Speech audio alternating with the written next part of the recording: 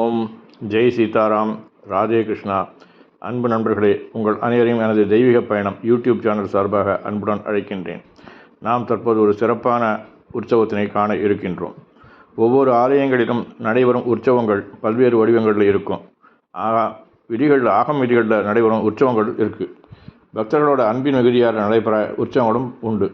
பொதுவாகவே பெருமாள் கோயிலில் ஒவ்வொரு நாளும் திருவிழா தான், புறப்பாடு தான். இது தவிர ஒவ்வொரு பருவங்களிலும் உற்சவங்கள் உண்டு. அமாவாசை புறப்பாடு, பௌர்ணமி புறப்பாடுன்னு விதவிதமான உற்சவங்கள்லாம் உண்டு.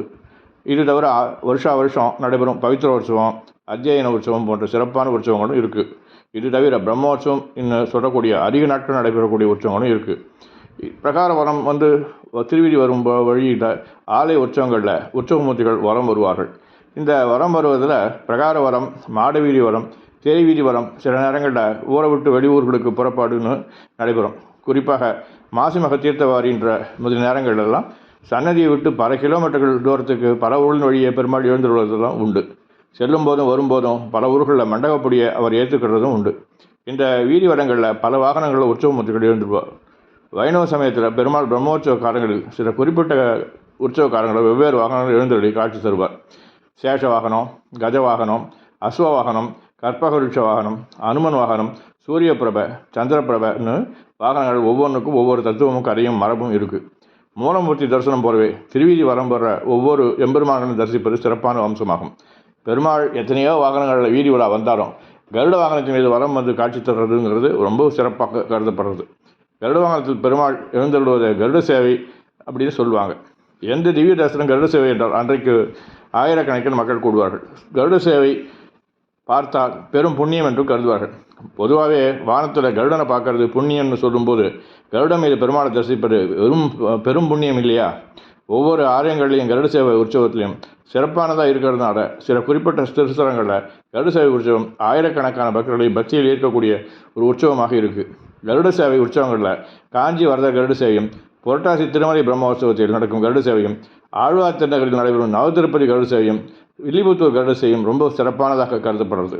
இந்த வரிசையில் கடந்த 130 வருஷங்களுக்கு மேலே நடைபெற ஒரு கருட சேவை தான் திருநாங்கூர் திருப்பதி 11 எம்பெருமான்கள் கருட சேவை உற்சவம்.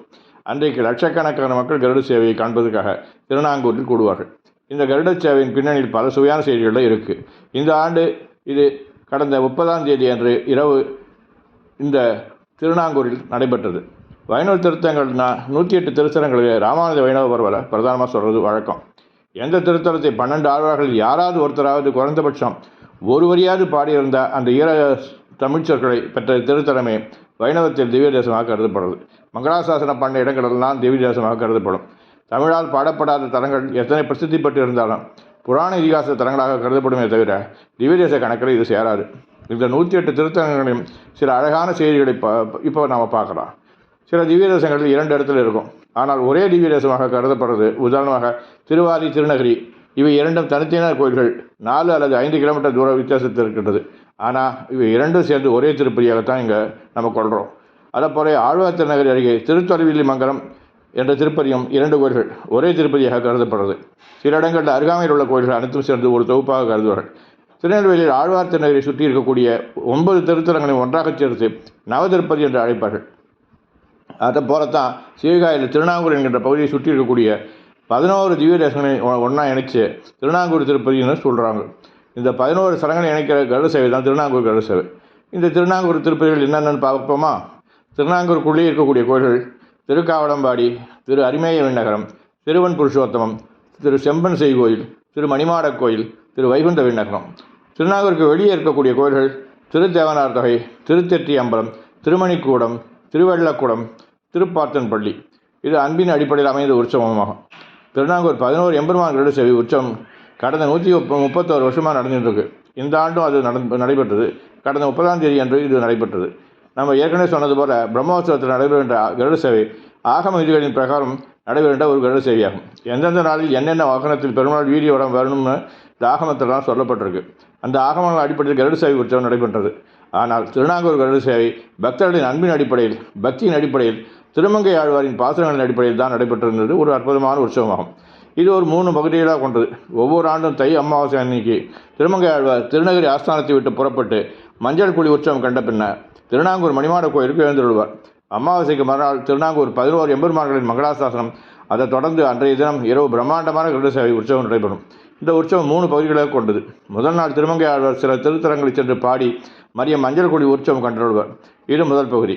இரண்டாவது பகுதி என்னன்னாக்கா, தை அமாவாசைக்கு மறுநாள் திருநாங்கூர் மணிமாட கோயிலில் 11 திருநாங்கூர் திவ்யராச பெருமாளுக்கும் ஒரே இடத்துல மங்களாசாசனம் நடைபெறும். மூன்றாவது பகுதியாக அன்று இரவு சுமார் 11 மணி அளவில் 11 எம்பெருமானுக்கும் ஒரே இடத்தில் கருட சேவை நடைபெறும். அதற்கு அடுத்த நாள் இன்னும் சில திவ்ய தேசங்களுக்கு திருமங்கை ஆழ்வார் மங்களாசாசனம் செய்துவிட்டு தன்னுடைய ஆஸ்தானத்திற்கு எழுந்தொழி அங்கே வயலாடி மணவாளனை மங்களாசாசனம் செய்வார். இந்த உற்சவம் இப்போது அகில இந்திய பிரசித்தி பெற்ற உற்சவமாக இருக்குது. முதல் நாள் அன்றைக்கி இது 29/2025 புதன்கிழமை தொடங்கி 31/2025 வரைக்கும் வெள்ளிக்கிழமையோடு பூர்த்தி அடைகிறது. 29ஆம் தேதி புதன்கிழமை அதிகாலை 1 மணி அளவில் உத்திராட நட்சத்திரம் கூடிய சுபவேளையில் திருமங்கை ஆழ்வார் தம்முடைய ஆஸ்தானத்தை விட்டு புறப்பட்டார். தன்னுடைய அவதார ஸ்தலமாகிய திருக்குறையூர் தான் தினமும் 1000 அடிகளுக்கு ததியாராதனம் நடத்திய திருமங்கை மடம், திருக்காவலம்பாடி, திருமணிக்கூடம், திருப்பார்த்தன்பள்ளி என்னும் இந்த 5 திவ்ய தேசங்களும் சென்று எம்பெருமானுக்கெல்லாம் அவர் மங்களாசாசனம் செஞ்சு பகல் 12 மணி அளவில் மஞ்சள் கொடி மண்டபத்திற்கு வந்தார். இந்த காவிரி கிளை ஆறான வன்னி ஆற்றங்கரையில் அமைந்துள்ளது. இந்த இருந்தபடியே திருமங்கை ஆழ்வார் திருநறியூர் நம்பியும் ஸ்ரீரங்கம் அழகிய மணவாளனையும் மங்களாசாசனம் அங்கே செஞ்சார். திருமங்கை ஆழ்வாருக்கு சிறப்பு திருமஞ்சனம் மஞ்சள் கொடி என்று சொல்கிற இந்த திருமஞ்சனம் அங்கே நடைபெற்றது. 2ஆம் நாள் அன்றைக்கி 30/1/2025 வியாழக்கிழமை என்ன நடந்ததுன்னா, புதன்கிழமை மாலை 6 மணிக்கு ஆரம்பித்து திருநாங்கூரில் இருக்கக்கூடிய மணிமாட கோயில், திருவன் புருஷோத்தமம், திரு வைகுந்த விண்ணகரம், செம்பன் செய்கோயில், திருத்தெற்றி அம்பலம், திரு அருமேய விண்ணகம் என்னும் 6 ஸ்தலங்களை எழுந்தொழிந்த அங்குள்ள பெருமாளெல்லாம் தமிழால் பிரபந்தம் பாடி மங்களாசாசனம் செஞ்சு இரவு மணிமாட கோயில் எழுந்தொழினார். அங்கே காலை 4:30 மணிக்கு அர்த்தஜாம பூஜை நடைபெற்றது. 30/1/2025 வியாழக்கிழமை காலை திருப்பாவை சாத்துமுறை முடித்து பகல் 12 மணிக்கு 11 திவ்யராசி எம்பெருமான்களையும் மணிமாட கோயில் முன்பக்கத்தில் ஆழ்வார் அருந்தமிழ் கேட்க காத்திருப்பார்கள். 11 திவ்யராசி மூர்த்திகளையும் ஒரே இடத்துல நம்ம தரிசனம் செய்யக்கூடிய ஒரு பெரிய வாய்ப்பு வேறு எந்த நாளிலையும் நமக்கு கிடைக்காது. இதால் அன்றைக்குத்தான் கிடைத்தது.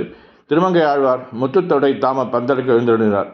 எப்படி நடக்கும் தெரியுமா? பிற்பகல் 2 மணிக்கு மங்களாசாசன நிகழ்ச்சி தொடங்கும்.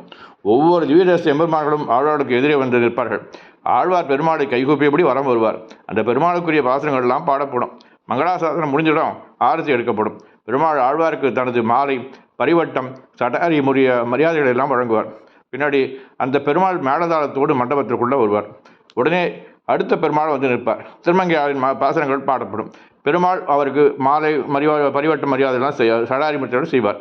இப்படி ஒவ்வொன்றாக 11 பெருமாள்களும் ஒவ்வொருவராக வந்து ஆழ்வாருடைய பாசனத்தையும் அருந்தமிழாக கேட்டு தங்களது தீர்த்த பரிவட்டங்களை ஆழ்வாருக்கு பகுமானமாக அளித்து பணிமாடு கோயிலில் அவர்களுக்கு அமைக்கப்பட்ட பகுதிகளுக்கு சேருவார்கள். மங்களாசாசனம் முடிஞ்சதும் திருமங்கை ஆழ்வாரும் உள்ளே செல்வார். மாலை 11 திவ்யதேச எம்பெருமான்களும் திருமங்கை ஆழ்வாரும் ஏக காலத்தில் திருமஞ்சனம் கண்டறிவார்கள். பிறகு பெருமாள்களை கருட வாகனத்தின் மீது வைத்து அலங்காரங்கள் செய்யப்படும். ஒவ்வொரு பெருமாளுக்கும் ஒவ்வொரு விதமாக இருப்பார்கள். மாலைகள், ஆபரண பீதாம்பர அலங்காரங்கள் வித்தியாசமாக இருக்கும். அத்தனை எம்பெருமான்களும் கருட வாகனத்தின் மீது ஒரே இடத்துல காட்சி தரது ரொம்பவும் கண்கொள்ளா காட்சியாக இருந்தது. பல்லாயிரக்கணக்கான மக்கள், ஏன் பல லட்சம் என்று கூட சொல்லலாம், ஒவ்வொரு பெருமாளுக்கும் தரிசனம் செய்து கொண்டு வருவார்கள். இது கிட்டத்தட்ட இரவு 1 மணி ஆகிவிட்டது. வீதி கொள்ளாத ஒரு சில வியப்பான கருட சேவையாக இருந்தது. திருநாங்கூர் திருவிழா கோலாகலமாக இருந்தது. அத்தனை வீதிகளிலும் ஜனத்திரள், எங்கு பார்த்தாலும் ஜனத்திரர்கள், தலைகள், வாகனங்கள் எல்லாம் 2 முதல் 3 கிலோமீட்டருக்கு அந்த முன்னாடியே நிறுத்தப்பட்டது. திருநாங்கூரில் உள்ள வருவதும் வெளியில் செல்வதும் கூட மிகவும் கடினமான விஷயமாக இருந்தது. எல்லா இடங்களிலும் பிரசாத விநியோகம் நடந்து கொண்டிருந்தது. அதில் விடாது அன்னதானம் செய்யப்பட்டது. மதியத்திலிருந்து துவங்கி இரவு முழுவதும் இந்த அன்னதானம் நடந்தது. கலை நிகழ்ச்சிகள் நடந்து கொண்டிருந்தது. இரவு 11 மணிக்கு ஸ்ரீ மணவாள மாமனிகள் முதலில் புறப்பட்டார். தொடர்ந்து அன்னவாகனத்தில் திருமங்கை ஆழ்வார் குமுதவல்லி நாச்சியாரோடு புறப்பட அடுத்தடுத்து மணிமாட கோயிலிருந்து 11 திவ்யராசி எம்பெருமான்களும் ஒருவராக திருவீதிக்கு எழுந்தருளி அற்புதமாக காட்சியை தந்தார்கள்.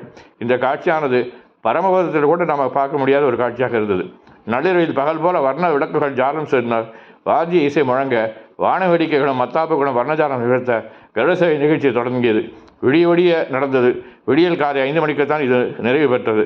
பாருங்கள் அன்பர்களே, இந்த திவ்யமான வைபவத்தை நான் கண்டது போல தாங்களும் காண வேண்டும் என்று இதனை நான் பதிவு செய்கின்றேன். நேரம் கருதி இதனை 2 பகுதிகளாக நான் வெளியிடுகின்றேன். முதல் பகுதியை தற்போது நீங்கள் காணலாம்.